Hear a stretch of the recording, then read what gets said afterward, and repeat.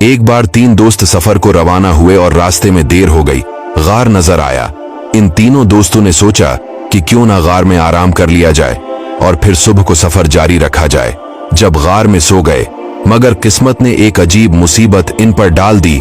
इस गार के मुंह पर एक चट्टान ने आकर इस गार को बंद कर दिया। मौत करीब थी। ये महसूस हो रहा था कि शायद इसी के अंदर कैद कर जिंदगी हमसे जदा हो जाएगी। न खाने को कुछ, न पीने को कुछ था। अब इन 3 दोस्तों ने फैसला किया कि ऐसा करते हैं, दुआ करते हैं और अल्लाह की बारगाह में अपनी किसी नेक अमल का वसीला पेश करते हैं।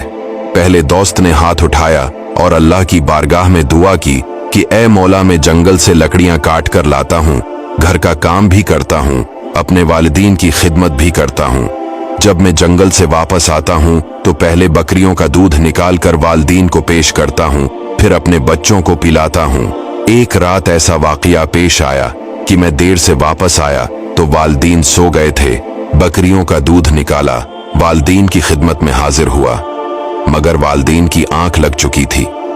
मैं सारी रात अपने माँ बाप के सिरहाने खड़ा रहा, जब तक वालिदीन सुबह बीदार न हुए। उन्हें दूध न पिलाया, मैंने अपने बच्चों को भी नहीं पिलाया। ऐ मेरे मालिक, अगर ये अमल तेरी बारगाह में कबूल है तो ऐ मेरे मौला, इस मुश्किल से हमें निकाल दे। हदीस पाक के अल्फाज है, वो चट्टान जो है वो ऑटोमेटिकली इस गार से थोड़ा सिरक गया, थोड़ा रास्ता बना, मगर इतना नहीं कि ये लोग बाहर निकल सके।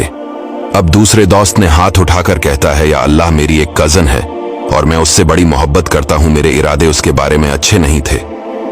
एक बार वो लड़की मेरे पास आई। आकर उसने मुझसे कुछ रकम उधार मांगी, परेशानी में थी। जब वो मेरे पास आई, मैंने कहा, ठीक है, पैसे तो मैं दे दूंगा, मगर तुमने मेरे साथ ये गलत काम करना होगा। वो बेचारी मजबूर थी, पैसे उसने लिए। जब मैं उसके करीब गया तो उसने कहा, खुदा से डरो, ये काम मत करो। ऐ अल्लाह, जब उसने मुझसे ये कहा, मुझ पर तेरा खौफ तारी हो गया। अकेला था, कंट्रोल भी था, मैं गुनाह कर सकता था, मगर मालिक, इस अकेलेपन में भी मैं तेरे खौफ के बिना पर इस लड़की को छोड़ दिया। ऐ अल्लाह, अगर ये काम मैंने तेरी रिजा के लिए किया है तो हमें इस मुसीबत, इस गार से निकाल दे। पत्थर जो था कुछ और सिरक गया। और तीसरा जो दोस्त था उसने हाथ उठाए कहता है, या अल्लाह, एक बार मेरे यहाँ एक शख्स काम करने आया, मजदूरी की और अपनी मजदूरी भूल कर चला गया।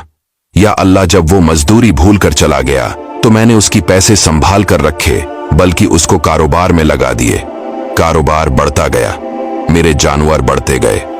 बहुत अरसे के बाद जब वो शख्स आया और कहता है कि तुम्हें याद है कि तुम्हारे पास काम करके गया हूं और कुछ रकम मेरी तुम्हारी तरफ मौजूद है, तो उस शख्स ने कहा, हाँ, मुझे तो बिल्कुल याद है, तुम्हारी अमानत मेरे पास मौजूद है और ये जो बकरियों का रिवड़ है ये सब तुम्हारा है, तुम सब ले जाओ।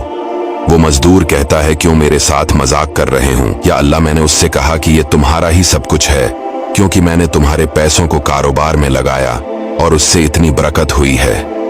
ऐ अल्लाह, अगर जो मैंने अमानत प्रॉपर लौटाई, मैंने अमानत में खयानत नहीं की, ये अमल तेरी रिजा के लिए था, तो मेरे अल्लाह हमें इस गार से निकाल दे।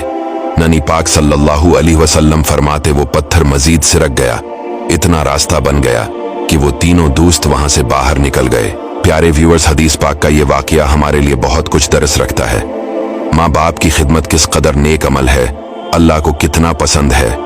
इंशाअल्लाह जो माँ बाप का अदब करते हैं वो दुनिया में भी नवाजे जाएंगे और आखिरत में भी। दूसरे नौजवान का जो वाकया है कि गुनाह करने का मौका था कि अल्लाह के खौफ की वजह से गुनाह छोड़ा, अल्लाह ने दुनिया की मुसीबत से भी बचा लिया।